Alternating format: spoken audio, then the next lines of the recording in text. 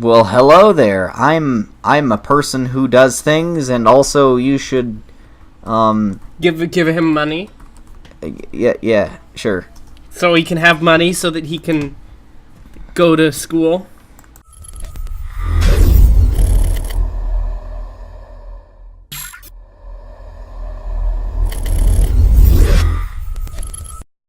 I'm setting up a Patreon, and I'm very confused and don't know what to put. All right. Well, I have links to their correct accounts. What do I put? Jeez, this is hard. This is like whenever someone asks you to just like tell a little about yourself, and then you like. What about don't you love job interviews, or like? Do you remember when you were applying for scholarships for college and they had to say like, what's special about you? What are your special gifts? What are your talents? Didn't you hate writing those? When someone has low self-esteem, it's hard to constantly talk about yourself. I know. Like, hey, what's interesting about you? I don't know. Nothing really, I guess. You know. I got none of those.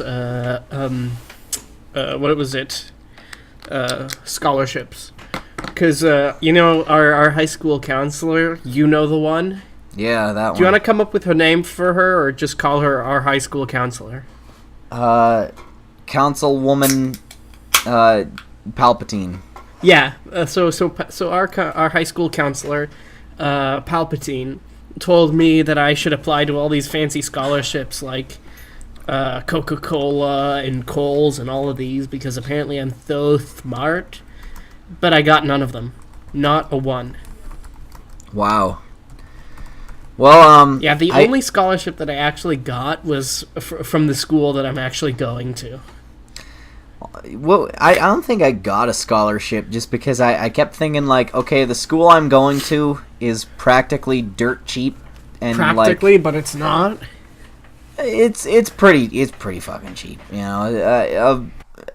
I would say, like, one semester here is, like, I don't know, maybe, like, 1/5 of someone else's semester in terms of cash, just because, like, it's so narrow and focused. Text me the amount that you have, and I'll give you a rough estimate per semester about how that compares to mine. Okay, let me see. This could be wrong, but I think it's about...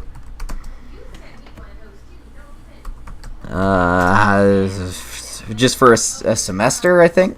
A semester, and I'm gonna add like an extra $500 to $600 on that for gas at least.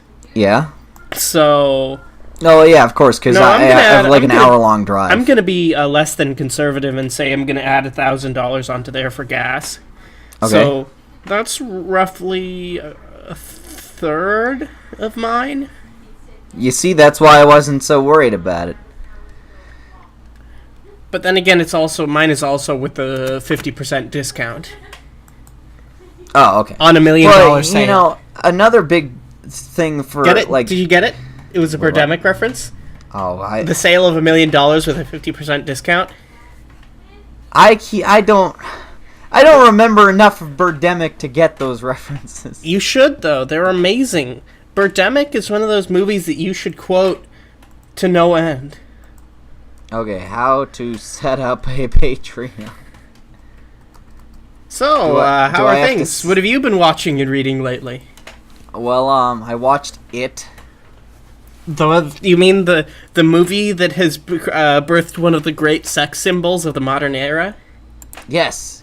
Pennywise is apparently everyone's new current muse and or sexual fantasy on the internet now. If you want, I was alerted to this by a tweet thread with Lindsay Ellis, who's the former Nostalgia Chick. But in case you don't know, just search, go on Archive of Our Own, which is like X-rated fanfiction.net. Search Pennywise, and just keep some bleach nearby.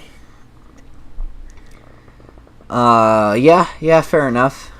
And whatever you do, do not search Daddy Wise on Tumblr.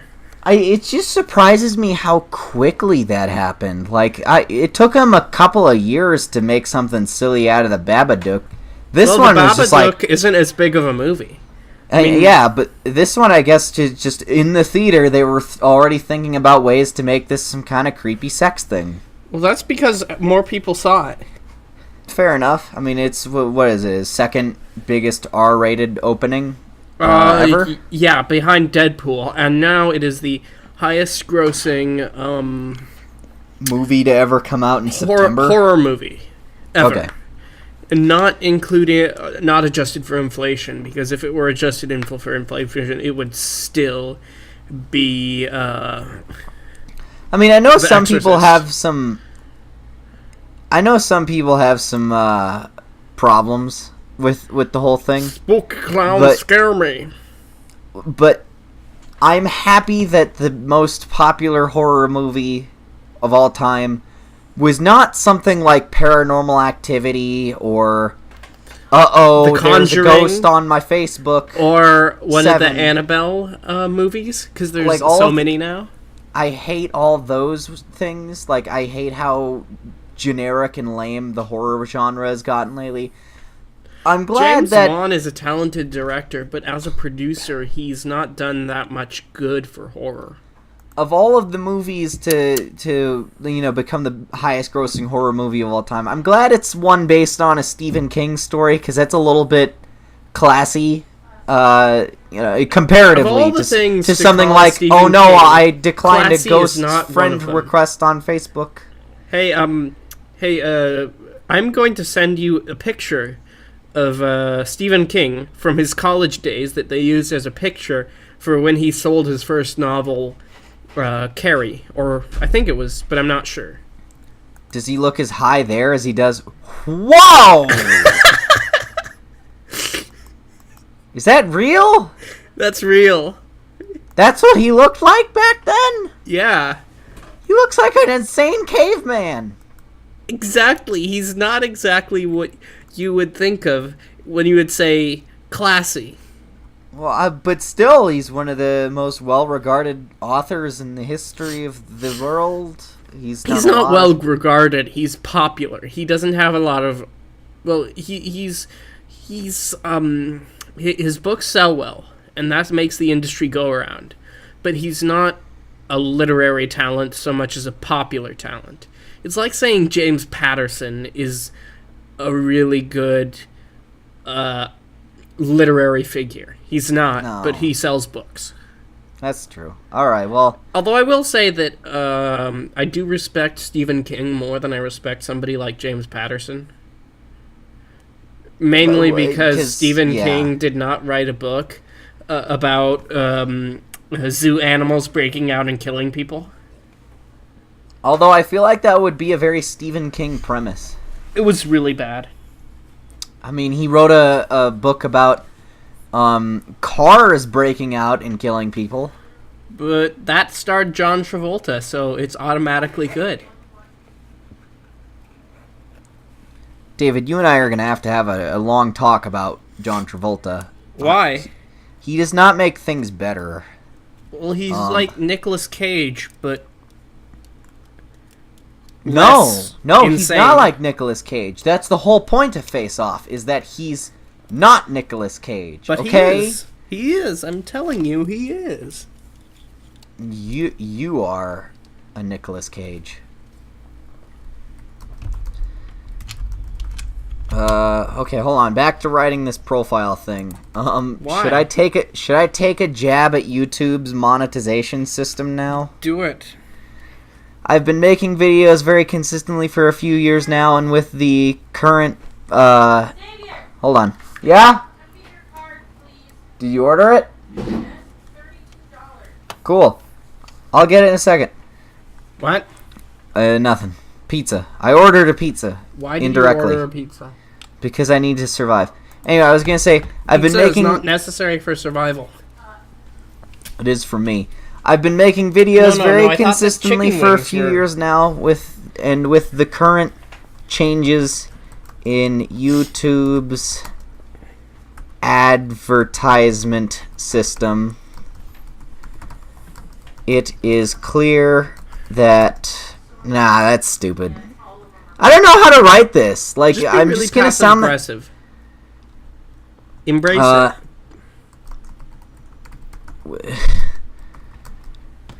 YouTube's new policies regarding monetization. How do I be passive aggressive? Current, frame it, be like sarcastic and frame it as a really positive development, but also be kind of bitter. Okay, I've been making videos very consistently for a few years now, and with YouTube's new policies regarding monetization, my situation has become... has become... so much better than it has ever been before. And because of that, I need more money. That's dumb. Don't use that. My situation has become much more stable than ever before. And that stability means that I need more money.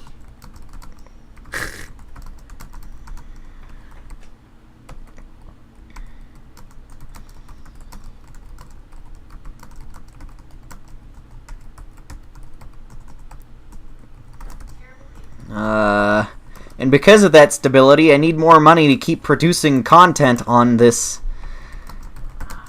What's a very passive-aggressive descriptor? What are you trying to describe? YouTube. This... And it's producing content on such a what's the word? This is like writing scripts for Well-respected class. platform. No, such a something about a Story. platform. Platform. Iconic. Well-beloved. Critically acclaimed. It's got to be like kind of like another like tiny jab. Like it's a complete shit show. It's falling apart. My situation has become more stable than ever before, and because of that stability, I need more money to keep producing content on such a... There's some word that I'm thinking of, and I just can't figure Iconic? out what it is.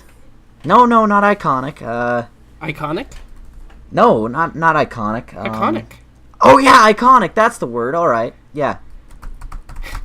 That was a condescension type. I didn't actually write the word iconic. I just started clicking the K and J keys. Such a good platform? That's what you were looking Yeah. for, right? Yeah. I don't know.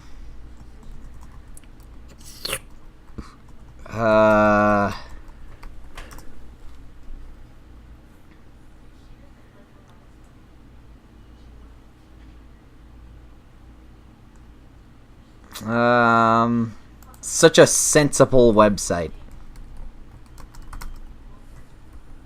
Such And unwavering. Such a special website. My situation... Okay, let's read it. I'm a 19-year-old We need to YouTube move on. reviewer that loves all things comic books. I've been making videos very consistently for a few years now with YouTube's new policies regarding monetization. My situation has become so much more stable than ever before, and because of that stability, I need more money to keep producing content on such a sensible and unwavering website. Thanks, YouTube. You're the height of reliability. Alright. There we go. I think that works. Well, anyway, yeah, so today we filmed a short film for college. Why? Because we had to. Why did So you the premise of this was, and it was just one of those, like, quick come up with something in 5-minute things, and then, alright, we'll throw together a script, and then we'll film it this weekend. But, it was about a guy, sleeps in, and then wakes up that he's, got his girlfriend coming over, and he's like late for getting ready for his date, and then he gets up and then has to like struggle like crazy to get things like ready and get put into better clothes and everything. It's so yeah. So I just tumble around a house trying to make shitty food and wear different clothes for a few minutes.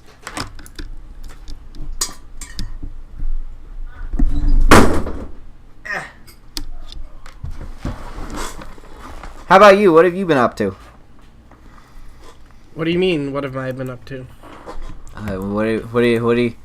What have you done this weekend? I wrote a script for Spanish, cause I have a Spanish class, like, 4th semester Spanish, because I tested into it, and then we read some plays for Spanish, cause reading stuff for comprehension and whatever, and we had to write a script that was like a fanficky continuation of one of the stories that we read, and it's terrible. No, not because of me, but because of the people that I was working with, because I kept proposing ideas and then they kept shutting them down. Have you ever had that, like the nightmare group project scenario where it's 3 people and you want to do stuff and then the other 2 people just gang up on you and tell you no? With I've had that you before. propose? Yeah, no, I hate that scenario. Like I hate group projects in general. I had one in high school that you might have seen this, but I made a little like stop motion animated movie in our like little media arts class that we had in high school, and I teamed up with 2 girls, one of whom I was friends with, and one of whom was the friend of my friend, and then they both teamed up on it and said, no, we're gonna do this idea because it's easier and it'd be all cute and everything. And it was so frustrating because we just got into an argument in the middle of class because I said, what about this, what about this, what about this, what about this? I said, no. It was so frustrating because it feels like yeah, of course you're not a part of the group, you're just a servant of their idea. Well, that reminds me of another group project. It was for... you were involved in this, actually. Oh, yeah, I was. Yeah, there was this group project where we were having to put together a short film for our film analysis class in high school. And this is a different class than the one that I was in. Yeah. You were not in this class, but you still ended up doing, like, I would say maybe 40% of the work. Yeah. Yeah, you know what? Maybe I should just tell this story. All right, so we were assigned to have to work on, a short film of some kind, something that was like 8 to 15 minutes long based on the size of our group. And immediately one of our friends was just like, you know what? I'm going to be the director. And the right? writer. And the writer. And I was like, dude, can you handle either of those? Both of those? Because here's the thing about this friend. Without naming names, let's for the sake of this story, his name will be Jake. Now, Jake has a long history of doing this strange tactic to get out of having to work really hard for school, and it's whenever he doesn't want to try that hard, Jake, in quotes, just make sure that whatever the topic of his assignment is, it's as depressing and dark as possible so that, like, the teacher gets, like, their heartstrings tugged at and go, oh my god, you're so brave for writing about that. Here's 100%. So let's say he had an essay he needed to do. He would write it about assisted suicide in hospitals for, patients that are elderly or too sick or something. Right? And he would write it like the last 20 minutes before the assignment was due. And he would always get 100% on it, and it would piss me off because I would actually try on my essays, and I would spend like weeks and weeks on them to not get as good of a grade. And I thought that was bullshit, and he was manipulating people. But he decided to use that same sort of method for this assignment. So as soon as he said he was going to write and direct, he's like, all right, it's going to be a touching tribute to teen suicide. And I was like, dude, how many assignments about suicide are you going to turn in?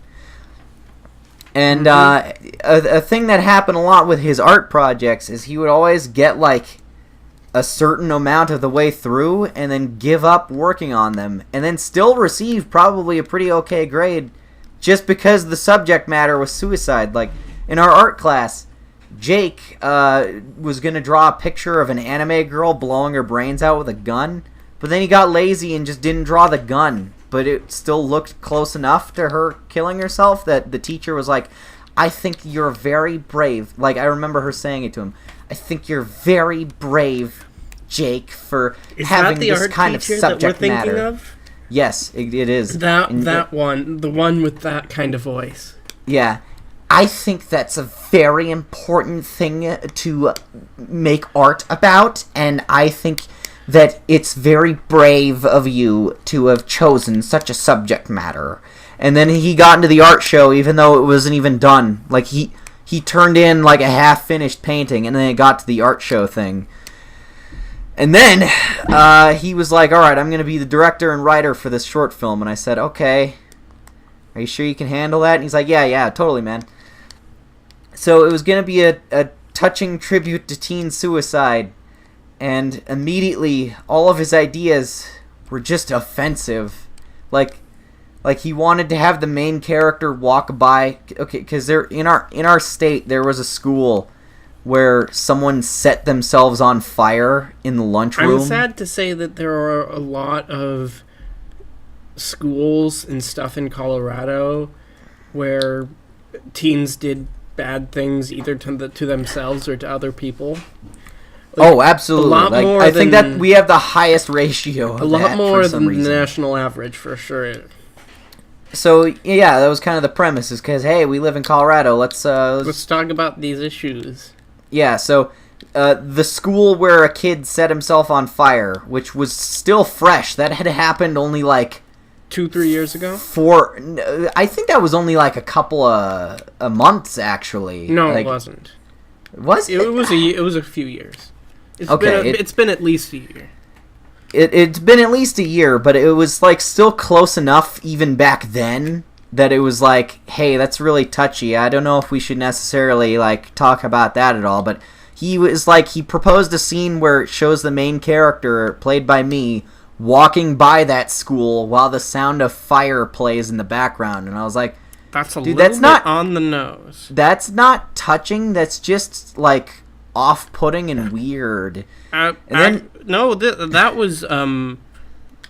was 2 years. That was basically that was like 2.5 years before that video, or like almost 3 years before that we made that. It felt really close to it, but even still, I don't know. I just think it was a little in bad taste the way he had planned it. Allow me to pick up the story here, because this is where I come in. Well, hold on. There's some extra. A little bit more? Okay. Yeah. But before David gets brought in, some stuff happened. Some very bad stuff. Okay. So, immediately Jake is like, okay, so the main character it's gonna start with him at a funeral. And I said right off the bat, okay, that means we need extras, we need props, we need like a casket or like flowers, we need everyone to be wearing suits, we need like multiple people. Like, just with the word funeral or a wake or whatever has already added so much work to this that it was logistically impossible. And then he was like, okay, well... We'll keep that in there. And I was like, dude, I just spent the last 15 minutes explaining why we can't do that. But anyway, he kept going with that idea anyway. And he wanted it to be that the main character was like depressed because his girlfriend had committed suicide. But he wasn't really like willing to stick to that idea. So he kept changing it to it was the main character's mom committed suicide, right? And it got really weird because he just kind of didn't pick one while he was still writing it. So even though he eventually wrote down girlfriend was like the teenager's reason for being sad. He still wrote in a bunch of scenes where the main character's dad was like depressed and angry at him. And I was like, well, why is he sad? It's not his girlfriend, it was his son's girlfriend. Why is that in there? Leave that out. And he just basically kept writing scenes that went nowhere and just kept getting like weirder and weirder. And then there's a scene where the main character goes to visit whoever's grave, and I was like, we'll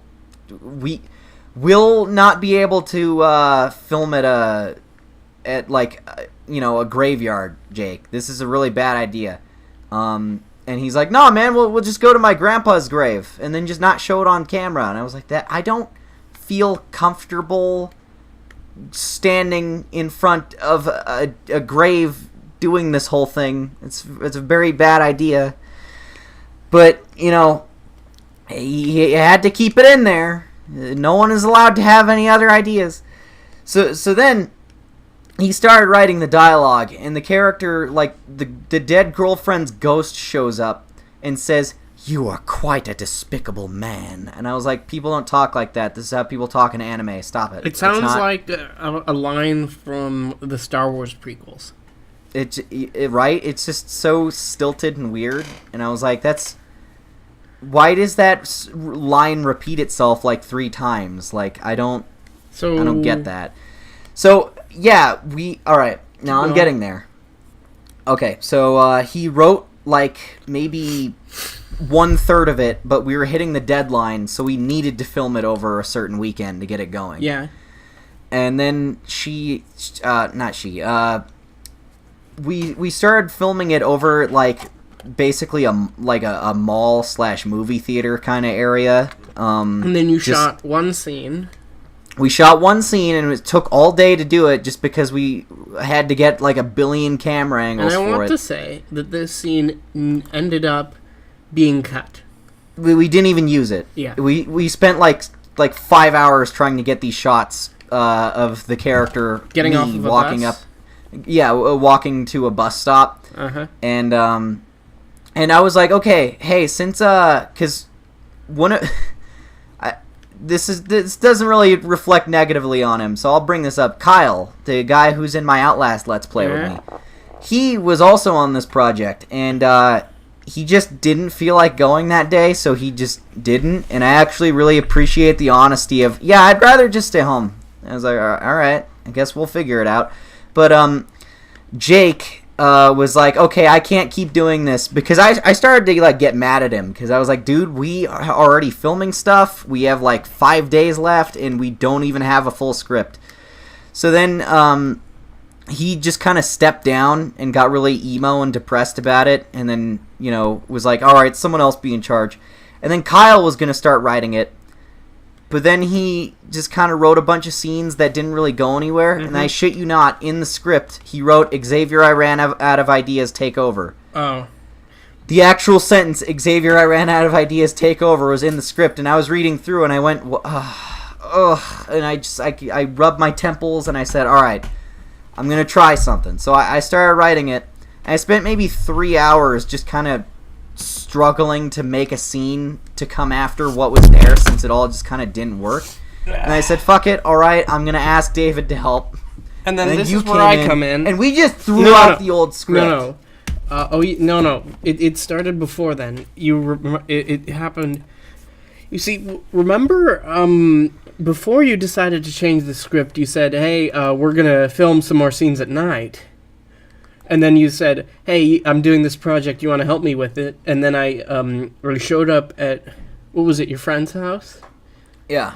And then it was like at like 7 at night, and then it was really rapidly going to night, and they said, quick, we need to get these scenes before it gets dark. And then we shot like 20 seconds of footage, and then your friends just gave up. And then you just walked around your your friend's neighborhood to walk to this other girl's house.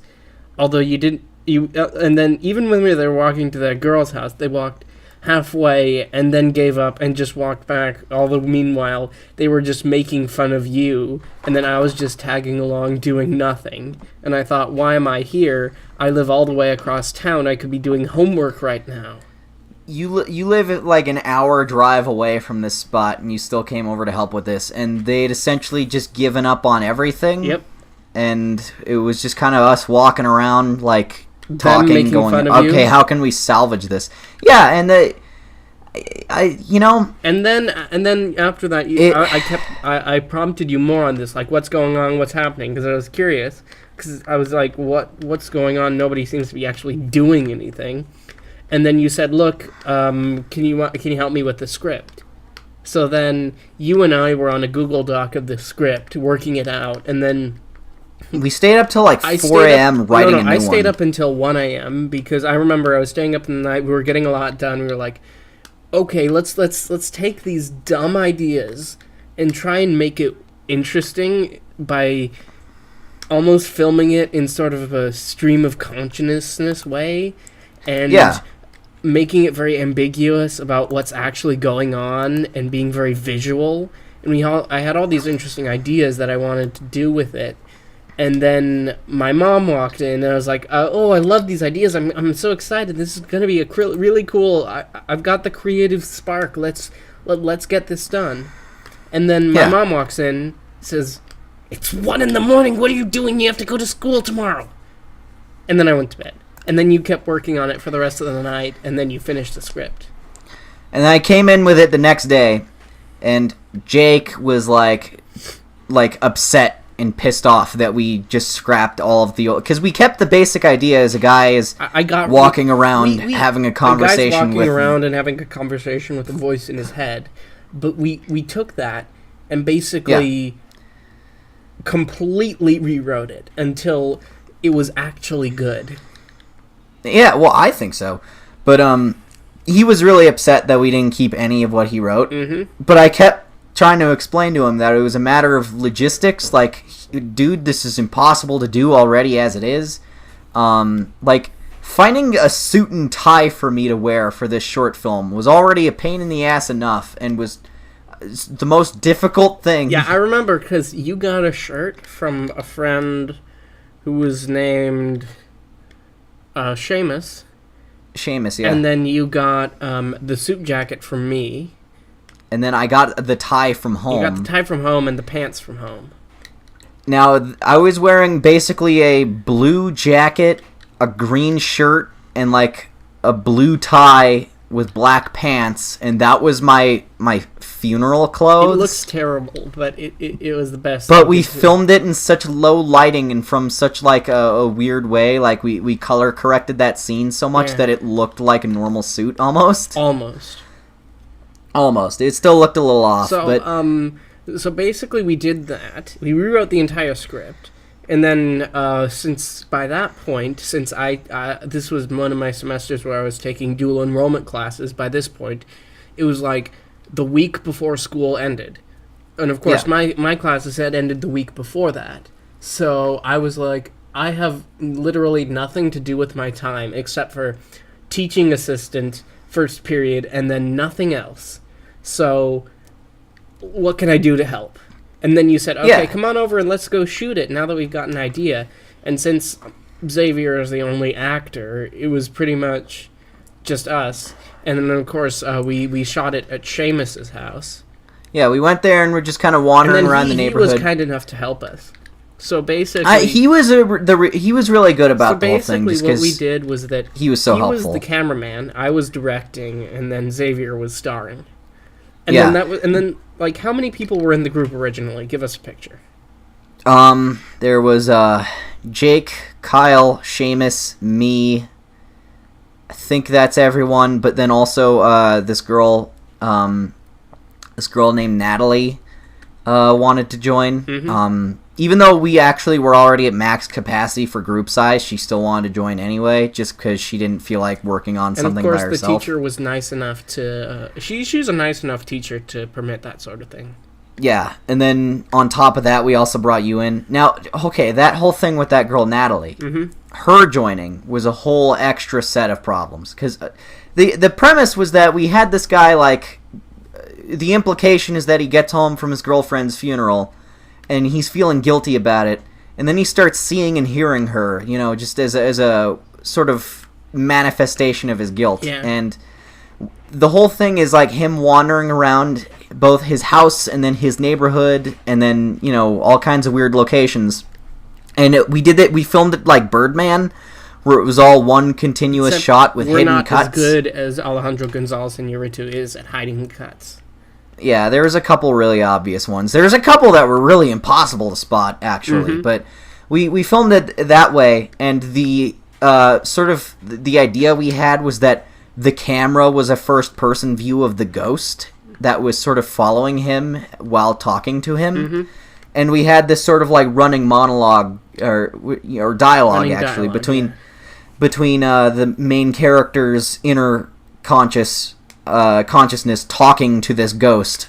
So and we were also really vague about whether it was a ghost or just a hallucination because we have some idea of subtlety. Yeah, we never specified, oh my god, you're a ghost, or oh my god, I'm hallucinating, I'm crazy. On Facebook. I've unfriended a ghost on Facebook, and now I'm being haunted.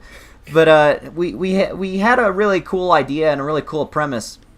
And the problem was that we needed a female voice actress and possibly like a physical stand-in for a couple of the scenes, because we have her like he's looking in the mirror like in the bathroom. We see like a hand touches him or something like that. Or something, yeah. Or, you know, she's standing behind him while he's contemplating suicide at the end with a gun.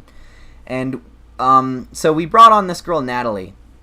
And she's a little difficult to work with. Yep. Yeah, that became a whole set of problems in itself, because she like lived like a 5-minute walk from Seamus's house, because they had dated before, actually, and we're still friends-ish, I guess, but still, it wouldn't have been that much of a problem for her to come over. But we brought your microphone into school and then had her record the voiceover first while she was still, you know, in a helpful mood. And, you know, we did that whole back and forth and read the script. So we had that covered. But when we needed the physical stand-in, you know, for her to be, like, standing behind the main character and everything, I called her, or I was like, hey, are you still coming? Because we kind of need you. We're about at those scenes. And she was just in tears, like, crying and totally freaked out, like the world had just come to an end. And she's like, I can't do it. Find someone else. I can't anymore. And I was like, is everything all right? Do you need help? Like, what is it? Is everything okay? Can I help in any way? Like, I was just struggling to figure out what to say. And she's like, no, leave me alone and don't ask about it. Just ask Seamus's sister to do it. And I was like, dude, she is like a 4th grader. That's going to be really awkward. No, thank you. So we were at this problem where we needed a female to be in this film in some way. And we really had no one to use at that point, because all of us are a bunch of beta male nerds and don't really talk to girls that much. So we just said, all right, we'll film those last. We'll spend the next couple of days trying to figure it out. And, I spent, 3 days filming. Like, I would put on the same outfit. We would walk around the neighborhood getting shots and trying to make sure continuity was accurate.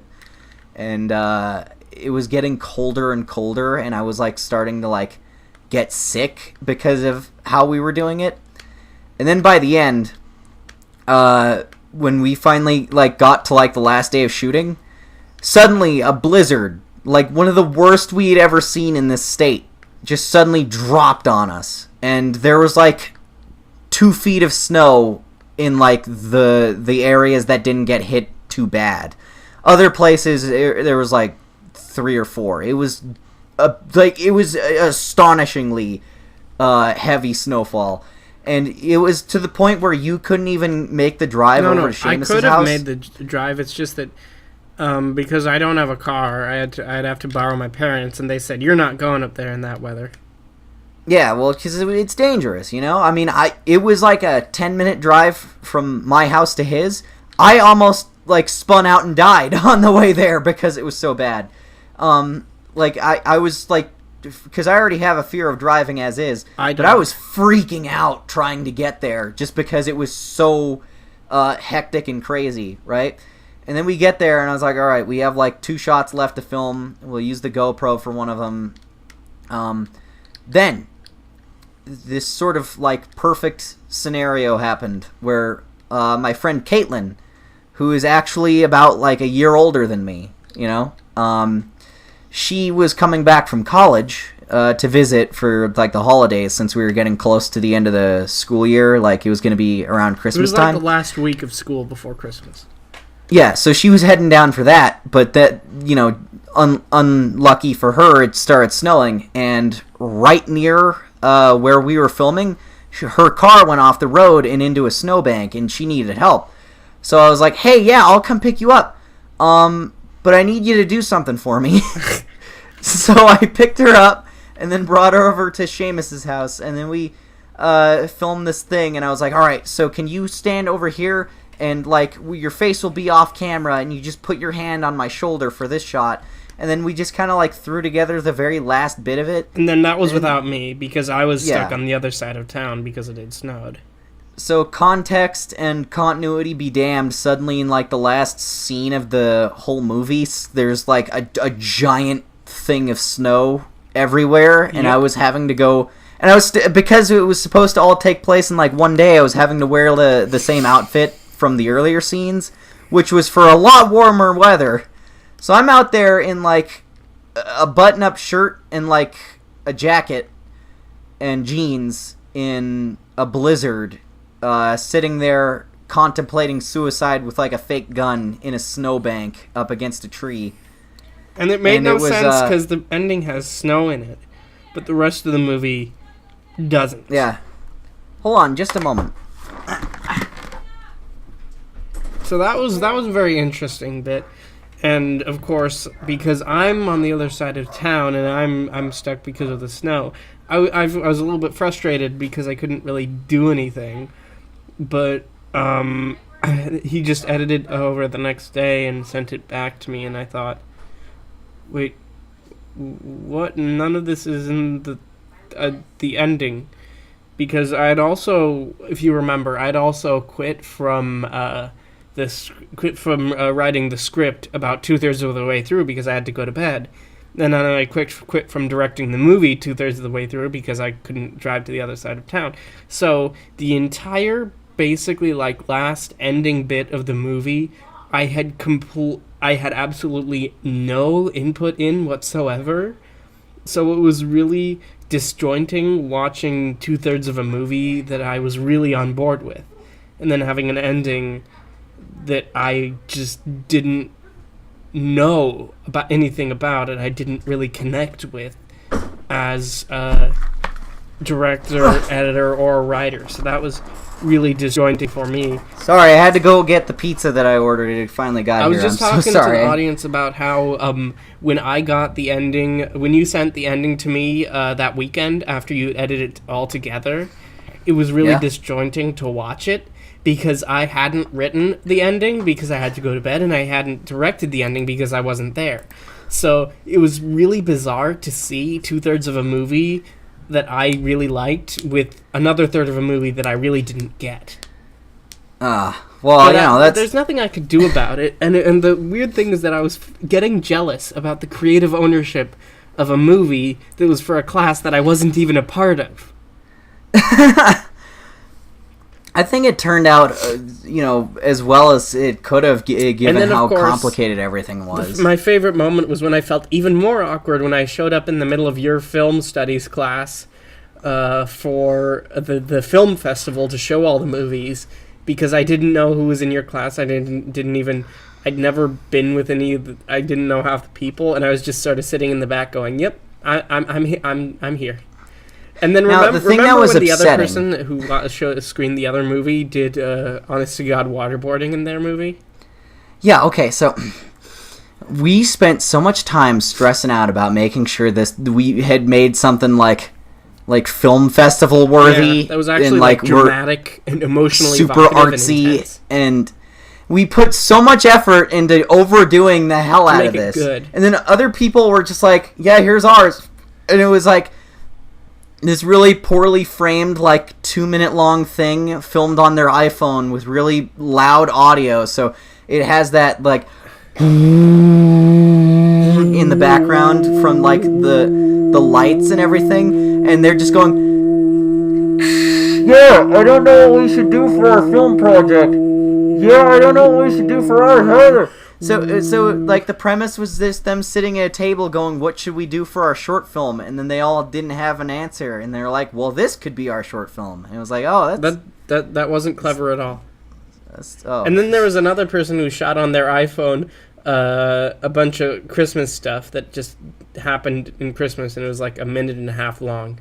It was like, and then there was another one where a guy, there's this other short film, clearly shot on an iPhone, really quick and hasty, really crazy and all over the place, and they're like, it was like a buddy cop movie. I felt like it was like a Paul Blart parody, almost. I guess, where it was like a schlubby cop, and he had a partner. I can't remember what it was. His name was some kind of really offensive, like, sex pun that the teacher wasn't allowed to say out loud.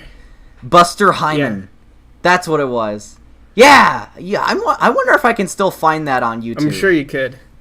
But I'm gonna find it. It was so bizarre watching that movie in class because it was so embarrassingly done, but they just went there. They went there all the way with the bizarre off-the-wall comedy that was almost kind of brilliant because it was just so... It just goes there to weird places that you don't expect it to go. Like, as I mentioned earlier, they waterboarded their friend on camera for the short film. Yeah, so they had him tied to a lawn chair and then just had him on the, like... He was sitting there, like, trying to get out of the thing. Well, the guy puts a rag over his face and just starts pouring out of a pitcher of water. And I was like, dude, are you serious? Like, everyone in class was super uncomfortable just because he, like, actually was, like, waterboarding him. Mm-hmm. It was really kind of a trip because it's like those absurdist comedies that you sometimes see, but it's like all of that was actually done, and you can tell that it wasn't just fake movie magic, and it was like, what are they doing? It felt like an Adam Sandler movie in the types of jokes that they went for, except it wasn't cheap. It was just bizarre. It was like very uncomfortable to watch. You were when you're laughing, but you're like kind of like not sure if you should be laughing or not. That's the kind of comedy it was. It's like that,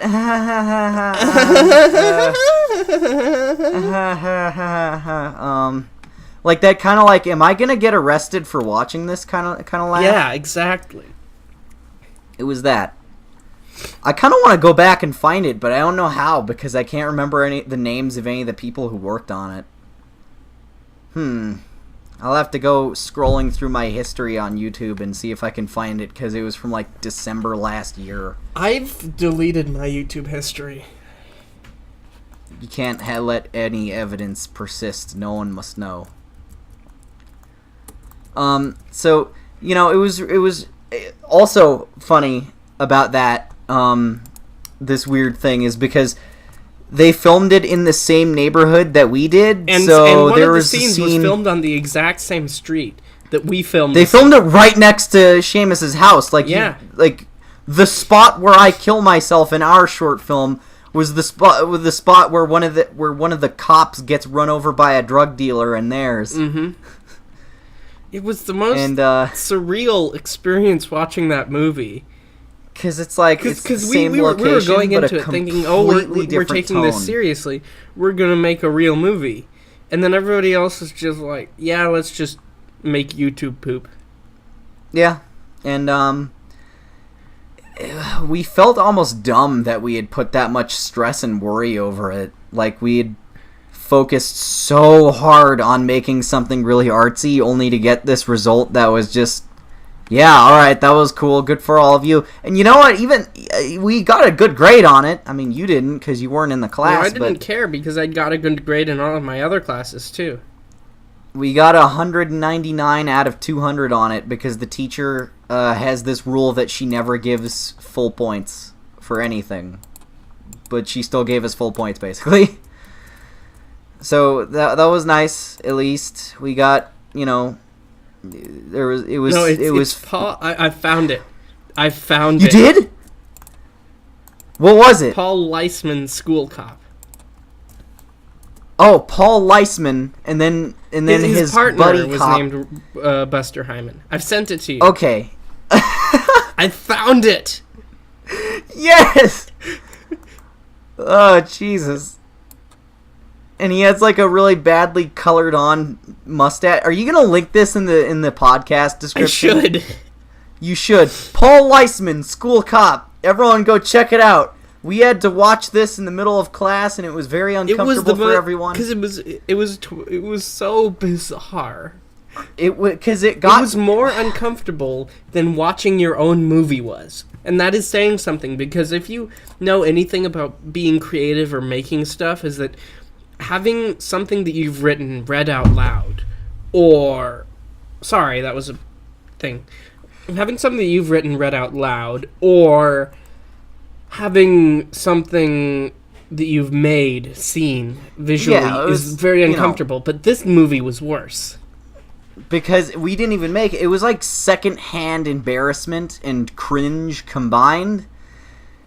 And it was such an amazing experience. And I want it to win the Sundance. I do too. You know? So everyone, go watch that when you're done with this podcast. Because that's... it's... If you want to feel like you're having a weird time, but you're still, like, vaguely entertained, but also, like, you kind of want to leave. It's like, cringe comedy in a nutshell. If I had to describe this video, it's like, you ever been on a date with a girl that's, like, really pretty, but also really, really bizarre and, like, hyper-aggressive? Well, I know you have.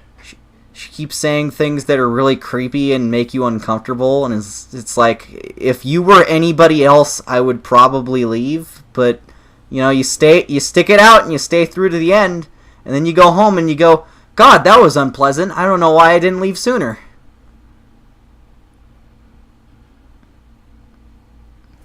Yeah, exactly. There was like a dead silence for like 15 seconds. Well, that's what's amazing about this, is that that's what happens. I'm watching it right now, and I'm looking at the scene where I think he's like he draws on his mustache with a marker in the mirror. Yeah. And then he starts kind of almost like masturbating to the picture of his dead friend. Almost, while also chanting things about how motivated he is to be a good cop today. No, it's the most...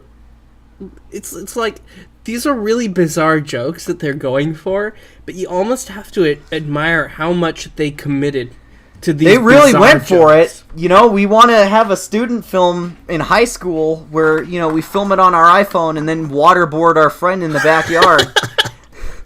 And they went for it, man. They did not pull that punch. So, yeah, that's today's episode. Is Adventures in Film Student. So, if you want to talk about something a little bit less bizarre, hey, speaking of uncomfortable facial hair, let's talk about Murder on the Orient Express. Oh God. Here, I'm going to go downstairs and get my pizza because it's just sitting on the counter. So what do I do? You talk about Murder on the Orient Express while I go get that. What? But I want to talk to you about it. Well, talk to the audience. Give them a refresher on it. What's I'm going to spoil it for the audience. How big is that man's mustache? I'm going to spoil it for you guys, so I'm sorry if you're listening to this, but I'm going to spoil you. So basically, in Murder on the Orient Express, everybody did it. Yeah, that's it. There's this weird gangster who's going to be played by Johnny Depp in the movie, which is great casting, by the way, great casting. And then he's going to be killed, and he's going to be found in his cabin, and they think that he died at 1:30 in the morning, and he was stabbed a bunch of times in places all over his body. Different wounds have different thicknesses in terms of how deep they were cut. So it's very confusing because there's there's an inconsistency between the wounds and all that, so they think, like, could it be a man, could it be a woman, all this stuff? Well, it was all of them, because this gangster had killed this one girl in the past, and then all these people were the relatives of the girl, and they thought, oh, this is a travesty of justice, so let's all go and kill them and kill him, and we're 12 people, so it's a jury. So when one of them says, I think it was one of you, they're right. Everything is but they're also wrong. My existence is flawed. Hey, while you were gone, I spoiled Murder on the Orient Express for the audience.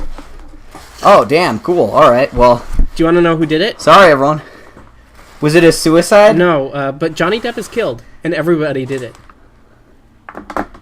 Everybody did it? Yeah, that's the book. Everybody did it.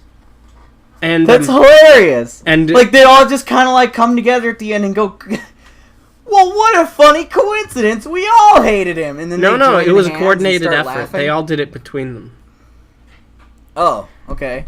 So was there, like, one character who didn't do it and was like, I gotta find out who it was? No, it's because the main character is Hercule Poirot, who's, like, a detective who does a bunch of different stuff. So he's just happens to be on the train when all these people murdered this one guy, and he's like, I'm gonna figure out what's happening.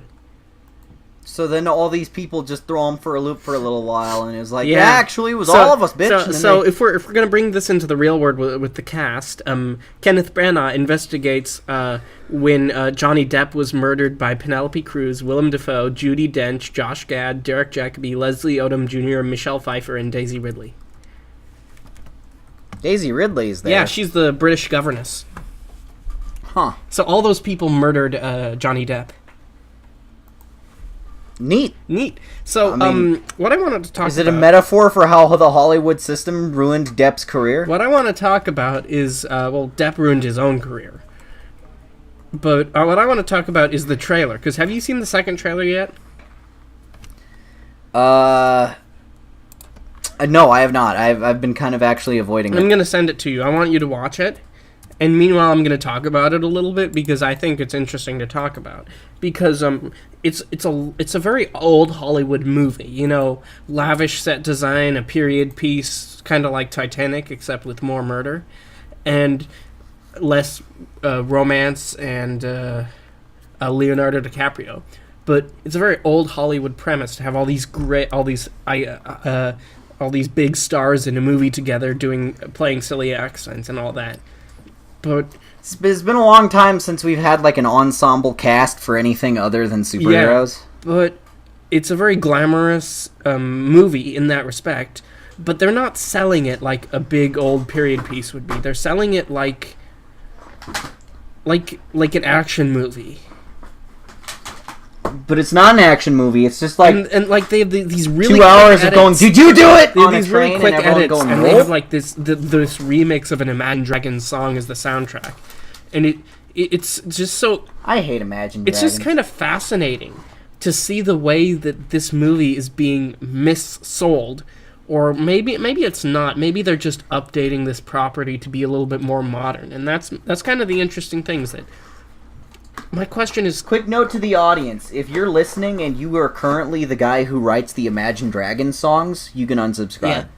So my question is... Everyone else don't, though. So my question is, can they sell this movie? Because it's coming out the week after Thor Ragnarok, and in the same month as Justice League. How do you compete with superheroes when all you got is everyone did it? All you got is the world's biggest mustache. That's true. This summer, a mustache so big and so powerful, one has to see it to believe it. That's what's kind of fascinating about this trailer is that it feels like a 2.5 minute trailer that had been edited down to a 1 minute 45 second trailer, but they didn't remove anything. They just cut everything down and had like a lot more quick cuts, and that intrigues me because they're playing it up to be a lot more like intense and dramatic than the book was, because I read the book and it was very dry and methodical in the way that it approached it. It was just like, okay, let's bring in this person and interview them. Okay, let's bring in this person and interview them, and let's find out the truth between all these different peoples, and let's look at the evidence. Okay, let's reveal it now. So it looks to they're playing up the drama in this story a lot more, and that's what I find so interesting. I bet they're gonna add like a fight scene of some You kind, see a or fight someone's scene gonna have a gun. Does someone have a gun? Well, yeah. Just add a gun. Well, there was a gun in the Movie's book. way more interesting. Does it get fired? No. It'll get fired like a dozen times in the movie. Please don't eat into the microphone. Nom Stop nom it nom now. nom. Eating pizza into the microphone. I'm sorry, that's what happens when we have to film these later in the day because bullshit happens. Just don't eat. Who Okay, needs to eat I'll just anyway? stop eating. I'll just stop eating entirely and I'll just starve and die. Good. Is that what you Yes. want, David? Alright, so, yeah, I'm setting up a Patreon. So here's the I don't know if question. it'll be ready by the time this Would comes you out. see Murder on the Orient Express in theaters? Probably not. That's one of those, like, I'd watch it on Netflix things. I want to see it in theaters specifically because it's one of those I'd watch it on Netflix movies. I think that we should, maybe this is just my opinion, but I think we should see these more offbeat movies. How about instead of going to see It, you see Kingsman? Instead of seeing Justice League or Thor Ragnarok, you see Murder on the Orient Express.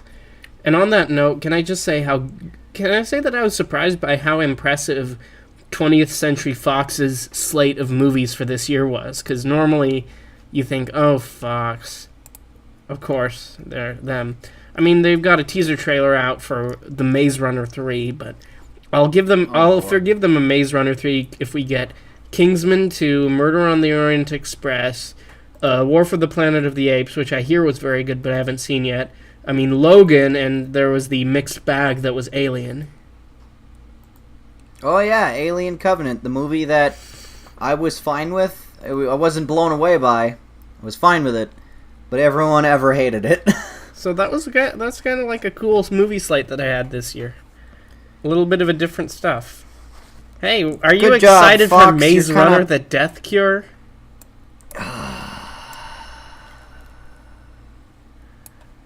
No.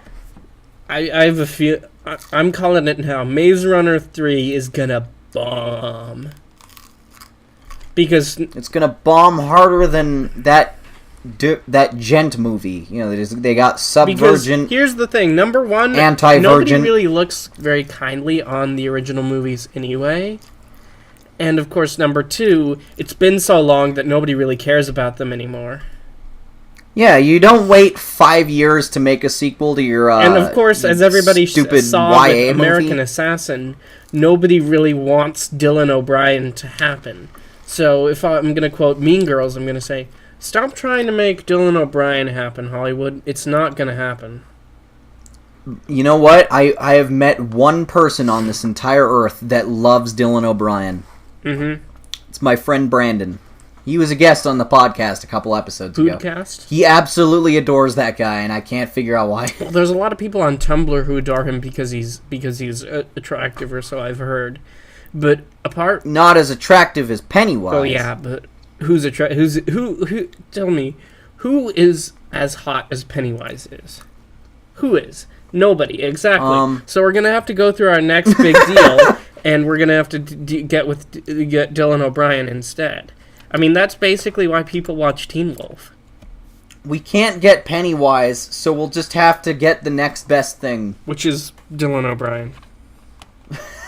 I like this degree of hotness. You got like all kinds of famous Hollywood people that are in like Marvel movies and shit. You got like Chris Pratt. Chris and you got Evans, Dylan O'Brien, all those. who everyone hates, who's just an attractive Hollywood heartthrob, but no one likes him. And then above that, you got Pennywise, is like the absolute epitome. You know, Yep. there's no higher tier of hotness than Pennywise the Dancing Clown, played by Stellan Skarsgård or whatever. Stellan Skarsgård is that guy's dad. I get the Skarsgårds Bill mixed up. I'm Skarsgård. sorry. It's the Billy Skarsgård. And I think it's kind of funny that of the Skarsgårds that we've got, Bill is the sex symbol because remember There was what was it? Let me think here for a second. And by think, you mean Google. Yes, that's why I'm typing. Yeah, I have to think of a lot of things. The Legend of the... Because there was the movie last year, the Warner Brothers Tarzan movie, The Legend of the Personal Trainers, which with Alexander Skarsgård.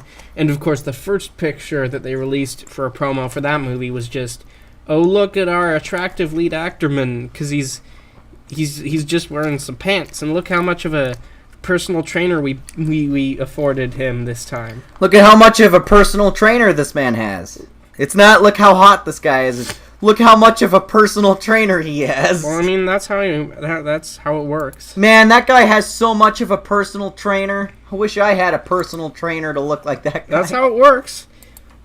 But no one in Hollywood is just buff and in great shape on their own. They have like 8 people following them telling around, them what to slapping eat, food out of their hands. You know, telling them what to eat, telling them what to do to work out, all that. And of course, all that doesn't work because because Alexander Skarsgård is not the sex symbol of the Skarsgård brothers. It's Bill, the dancing clown, which is amazing.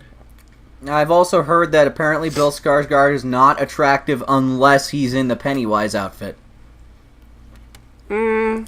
Perhaps. It's their opinion, not mine. I don't know. I wouldn't. I don't know either. who I am to judge.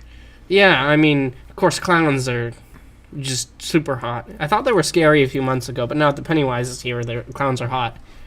Did we ever get a reason of like what the hell that whole thing was with the clowns back in last October? No, nobody did. It wasn't viral marketing for the It movie. No one owned up to it. It was just this weird phenomenon in society where everyone freaked out in October of 2016 just because they kept seeing clowns walking around at night. And then they started seeing like weird Facebook pages where the clowns were talking about bombing schools. And then everyone started to think it was some kind of weird like organized terrorist group or something. Or something massive, and then it just kind of fizzled out, and not a single clown-related death was reported, and it was just a bunch of people messing with other people, and everyone fell for it for like a month. While I was working at the Halloween store, we actually kept selling out of clown masks like super fast, because I guess it was just like the fad at the time. We had like fad. one clown mask in stock at all times just because everyone kept buying them every time we got a new I need to shipment. buy one now so I can just go to class in college with a clown mask.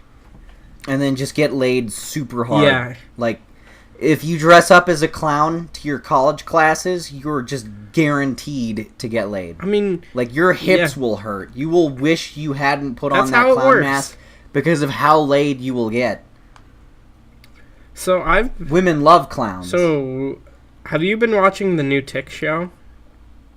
No. I haven't been watching much of anything just because I've been working on a billion Have things you been at once. watching? Have you watched the old Tick show? Yes.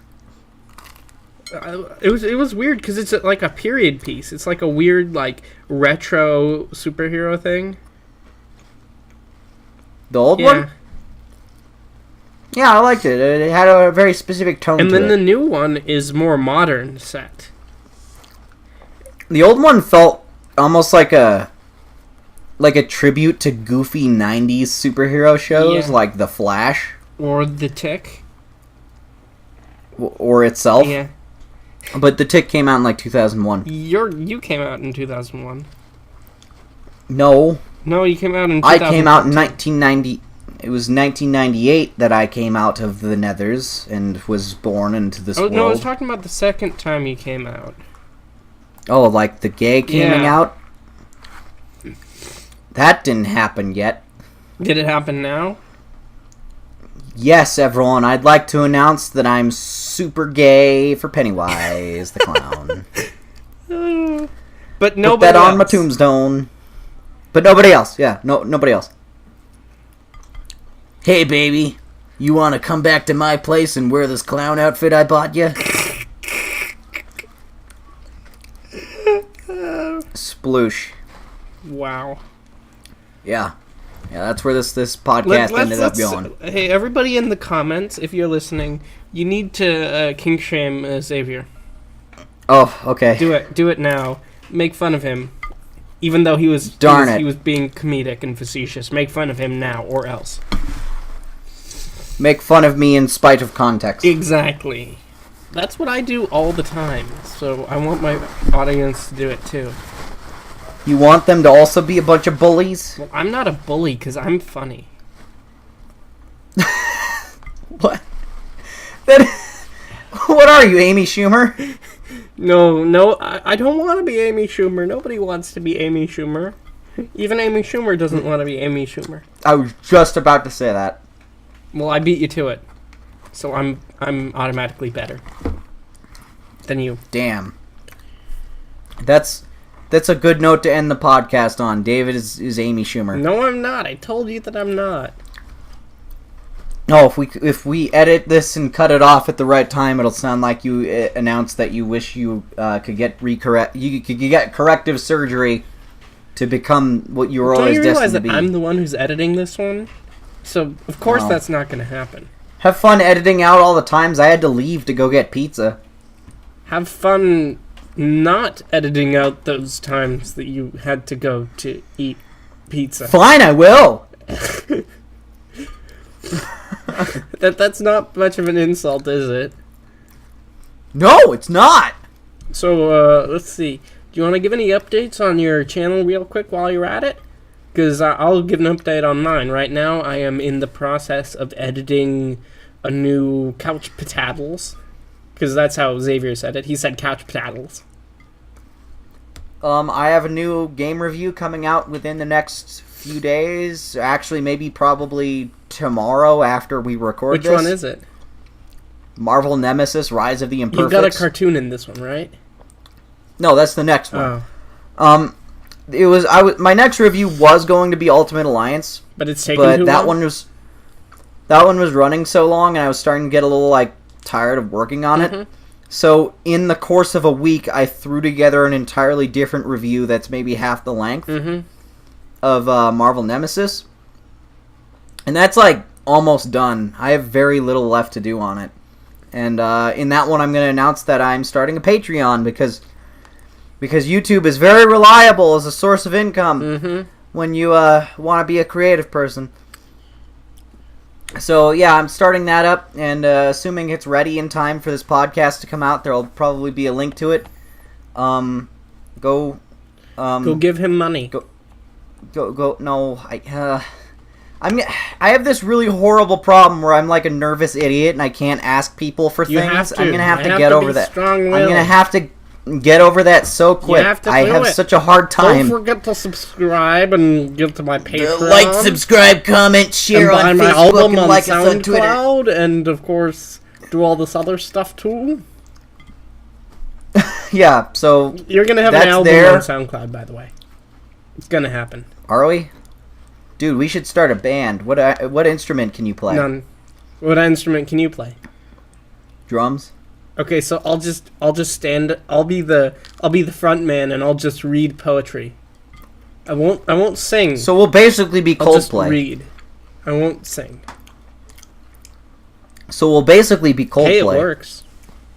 Yeah, no, it worked for them. And then of course. All right, so I've also got another video working up where I talk about pop music and I talk about songs and singing. I've already talked about it on the show, and I finally got the effort up to record the audio. So whenever I feel like taking a break from Couch Pataddles, I'll be recording that too.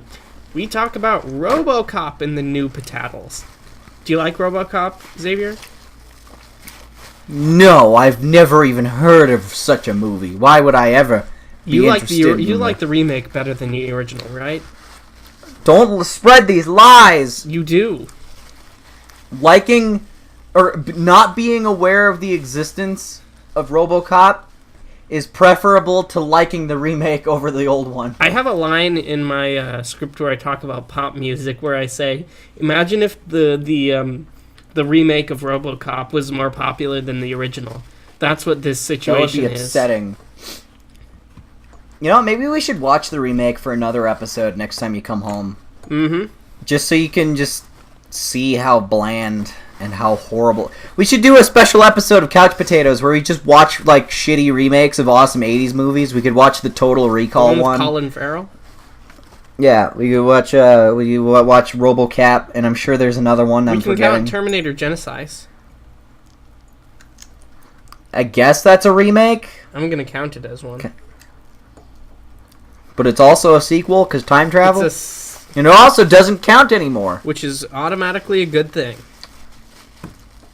You know, that's how you make everyone excited for your new Terminator movie. Say Terminator 3, 4, and With 5 didn't Linda happen. Hamilton Ignore them. returning, and the director of And Deadpool directing, Sarah Connor's back. and of course James That's- Cameron producing. That is such a amazing combo. What a recipe for success. Tim Miller. I'm very excited. Since you got fired from Deadpool because Ryan Because Reynolds reasons. didn't want you to do the thing that you did in the previous movie, but more. I guess. I mean, that's what he was doing with the bridge scene. Is he was making that sort of big flashy action movie, but he didn't have enough money to do that with the rest of the movie. So he wanted to do what he did with the first movie with that opening sequence, but just more. I don't know if that's like the official explanation. That's the way I remember it. I'm gonna assume it's gonna be those things like when they recast Rhodey in Iron Man, where it's like we're never gonna get like an official statement from anybody on what happened, but we're just gonna have to know that there was some kind of falling out. Mhm. And of course, Ryan Reynolds is Ryan Reynolds. So nobody wants to be Ryan Reynolds except for Ryan Reynolds. Except Green Lantern. Yeah. And with that, dear audience, we bid you adieu.